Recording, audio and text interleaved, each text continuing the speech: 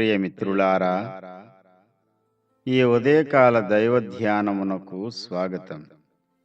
దేవుని పరిశుద్ధ వాక్య భాగములో నుండి మత్తయి సువార్త 15వ అధ్యాయము 32వ వచనాన్ని చదువుకుని దేవుని వాక్యమును ధ్యానము చేద్దాం. వారికి తిననేమియూ లేదు గనుక వారి మీద కనికరపడుచున్నాను. దేవుడి పరిశుద్ధ వాక్య భాగములో నుండి మనతో మాట్లాడునుగాక. ఆమేన్.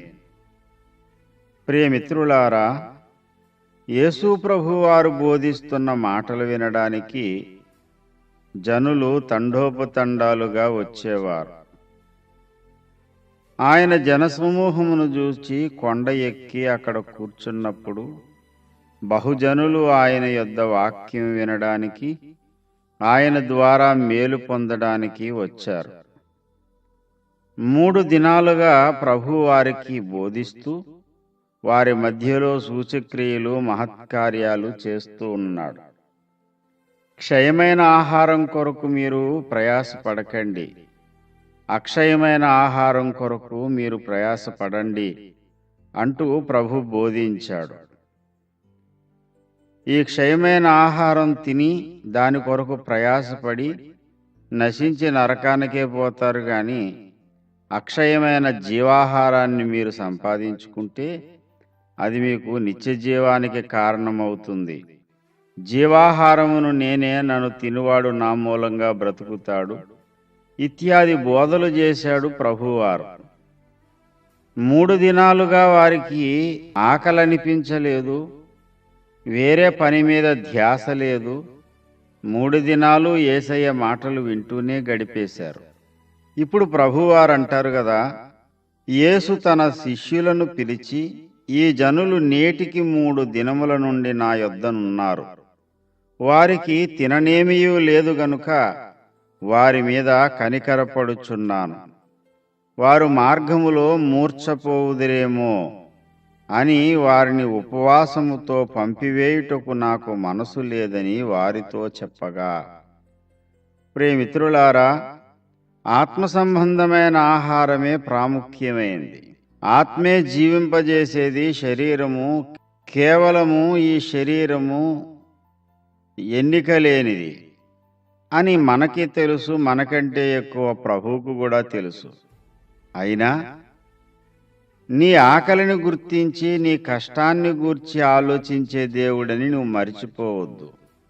ఆత్మ సంబంధమైన ఈవులు మాత్రమే అనుగ్రహిస్తాడు, నా శరీర సంబంధమైన పరిస్థితులు ఆయన పట్టించుకోడు అని నువ్వు అనుకోవద్దు. నీ ఆత్మకు అవసరమైన ఆహారాన్ని ఇచ్చే దేవుడు నీ శరీరానికి అవసరమైనటువంటి అవసరాలు తీర్చడా? వారి మీద నేను కనికరపడుచున్నాను, వారిని ఆకలితో పంపివేయుట నాకిష్టము లేదు అని ప్రభువారు చెప్పారు.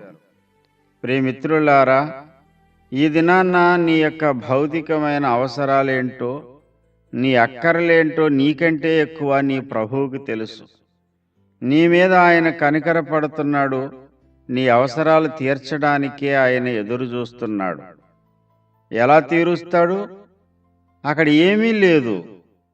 ఎవరో 7 రొట్టెలు కొన్ని చిన్న చేపలు మా దగ్గరున్నాయని ప్రభువుకి ఇచ్చారు. వాటిని బట్టి ప్రభు ఆశీర్వదించి వాటిని విరిచి వడ్డించారు. అవి తినగా ఇంకా 7 గంపలు మిగిలిపోయాయి. ప్రియమిత్రులారా, 4000 మంది పురుషులక్కడున్నారు, స్త్రీలు పిల్లలుగాక. వారందరి ఆకలి తీర్చేశాడు ప్రభు.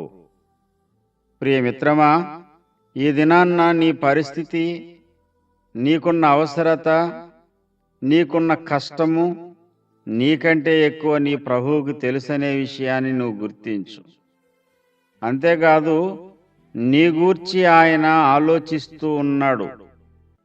నీ సమస్య నుంచి నీవు ఎలాగూ బయటపడాలని నువ్వు ఎలాగ ఆలోచిస్తున్నావో నిన్ను బయటకు తీసుకురావడానికి కూడా ప్రభు ఎదురు చూస్తూ ఉన్నాడు. ఆయన నిన్ను గూర్చి చింతించుచున్నాడు. ధైర్యం తెచ్చుకో, నీ ప్రతి అవసరత క్రీస్తు మహిమలో నుండి ఈ దినం తీర్చబడునుగాక. నిన్ను ఆకలితో పస్తులతో నింపి నిన్ను ఆకలితోనూ పస్తులతోనూ వదిలేసే దేవుడు కాదు. నీ మీద ఆయన కనికరపడుతున్నాడు గనక నీ అక్కరలన్నీ ఖచ్చితంగా తీరిపోతాయి. ఆనందంతో ప్రభు నిన్ను నింపివేస్తాడు. అట్టి కృప పరిశుద్ధాత్మ దేవుడు మనకు సమృద్ధిగా అనుగ్రహించునుగాక. ఆమేన్.